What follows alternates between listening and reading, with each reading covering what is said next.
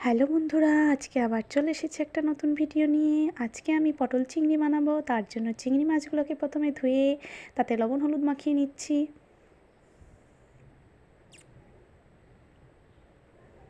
এই যে চিংড়ি মাছে লবণ হলুদ মাখানো হয়ে গেছে। এবার কেটে রাখা পটল আলুতে লবণ হলুদ মাখিয়ে নেব।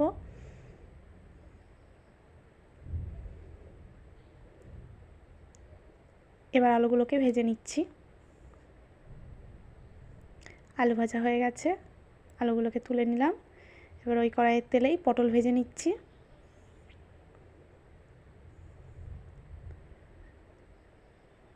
পটলগুলোও ভাজা হয়ে গেছে, এগুলো তুলে নেব। এবার কড়াইতে ওই তেলের মধ্যে দিয়ে দেব চিংড়ি মাছ।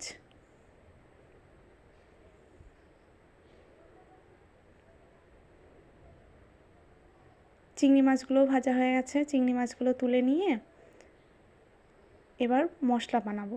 শুকনো লঙ্কা, কাঁচা লঙ্কা, আদা, রসুন আর গোটা জিরে। এবার কড়াইতে তেল দিয়ে তাতে গোটা জিরে, তেজপাতা, শুকনো লঙ্কা ফোড়নে দিয়ে কেটে রাখা পেঁয়াজ দিয়ে দেব। এটা ভালো করে ভাজা হয়ে গেলে ওর মধ্যে পেস্ট করা মশলাটা দিয়ে দেব আর কিছু গুঁড়ো মশলা দেব। এবার ভালো করে মশলাটাকে কষিয়ে নিয়ে মশলাটা থেকে যে তেল ছেড়ে আসবে তখনই ভেজে রাখা পটল আলু দিয়ে দেব। এগুলো একটু ভালো করে কষিয়ে নিয়ে দিয়ে দেব চিংড়ি মাছ। তারপর আবার একটু কষাবো। কষিয়ে নিয়ে এর মধ্যে পরিমাণ মতো জল দিয়ে দেব। তারপর এটা ফুটবে, ফুটে এই যে আমার চিংড়ি মাছ দিয়ে পটল রান্না হয়ে গেছে, পটল চিংড়ি। তো আজকে এই পর্যন্তই।